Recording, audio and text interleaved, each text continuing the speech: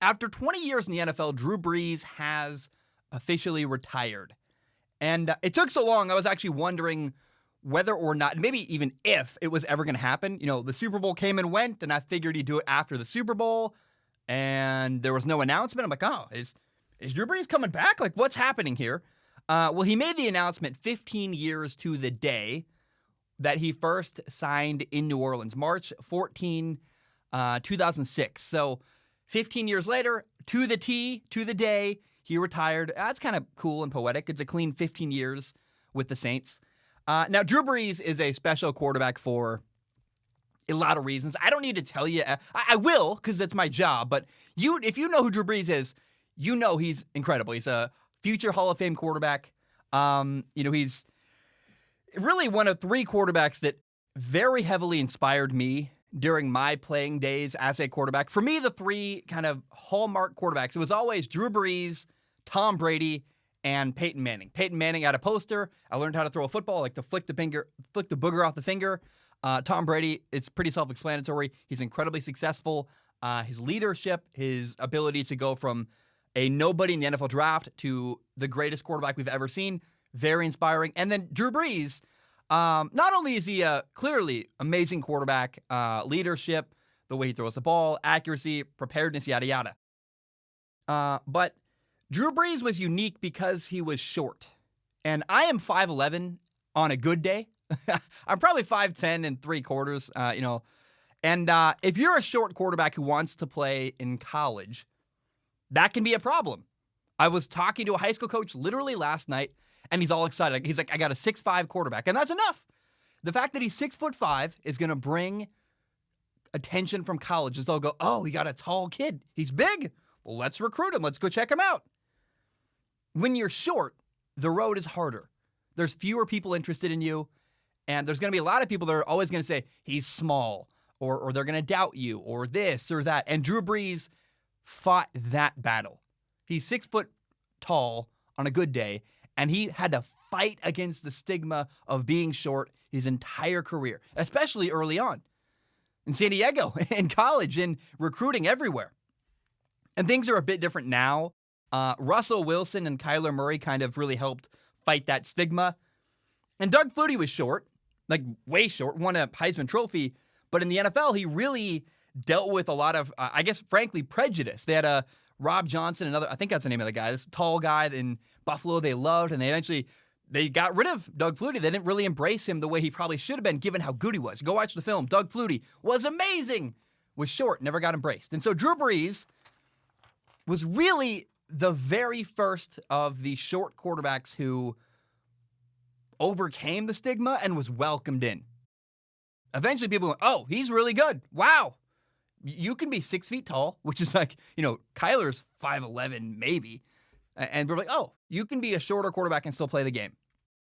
And of course, Drew Brees succeeded because of his leadership and his work ethic.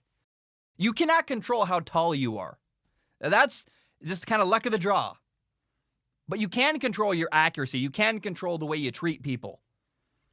And Drew Brees prepared like a madman during his career.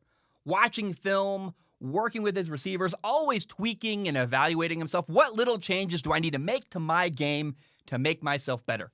That's what Drew Brees was always asking himself. So Drew Brees, for me, was a role model. I have always greatly admired him and looked up to him, figuratively, because we're about the same height. And I'm sad to see him go. I'm really disappointed. I don't know. I think a lot of people, I am sure people that do my job, sportscaster, were kind of taking notes and preparing for the day that Drew Brees did retire. For whatever reason, my dumb self didn't do that. I didn't think for weeks, like, what am I going to say when Drew Brees retires? Because in my head, I was kind of hoping he's going to come back, right? There's no announcement. Maybe this guy I love is going to come back and play the game one more time. It would have been fun. We didn't get that. It's very understandable. And he leaves an incredible legacy.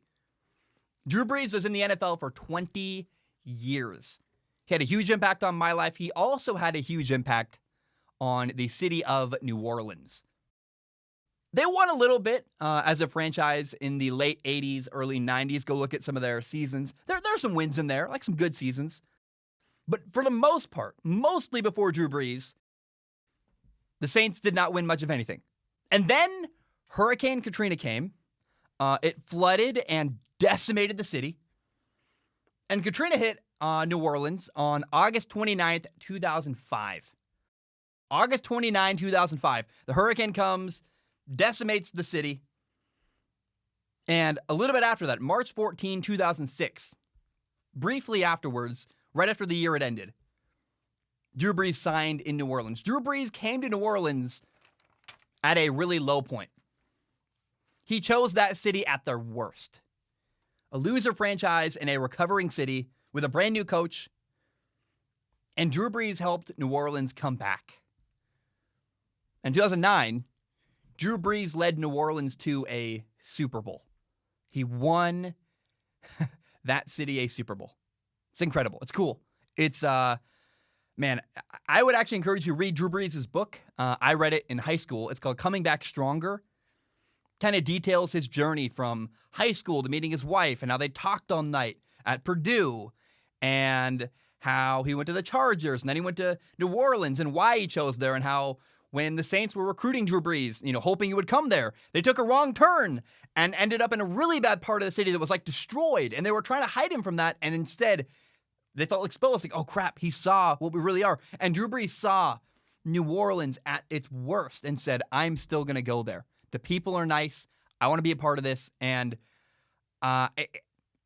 you could argue like he didn't have a lot of options, so that's fine. But what Drew Brees did in New Orleans to me is so cool and touching and inspiring. And again, read the book, Coming Back Stronger. Read it in high school. It's a great book. It's his biography. Could not recommend it enough. Now, quarterbacks like Drew Brees, they just don't come around very often. He's retiring number 1 in career passing yards, number 1 in career completions, number 2 in career touchdown passes. That's Tom Brady has 581. Drew Brees has 571.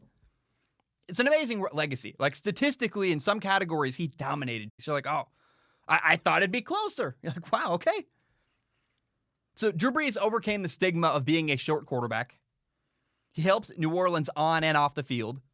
He won a Super Bowl. He set tons and tons, heaps of records, and was a great leader and a great role model. The way he treated people, the way he prepared every day, every game, his mechanics, everything Drew Brees did was a model citizen. And I look at Drew Brees and go, man, like the way he carried himself, the things he did for that city, and the way he led as a quarterback, I guess. I'm really thankful for Drew Brees. I am really, really glad I got to be alive to watch him play. There are greats who I was not alive for. I didn't get to watch Dan Marino play. I wasn't alive yet. I wasn't born yet. And there are people who are going to be born in a couple of years that will never get to see Drew Brees play football. I consider myself very lucky that I was alive to watch it happen. And I just am so thankful for Drew Brees. Thank you so much, Drew. And it was a pleasure to watch the guy's career.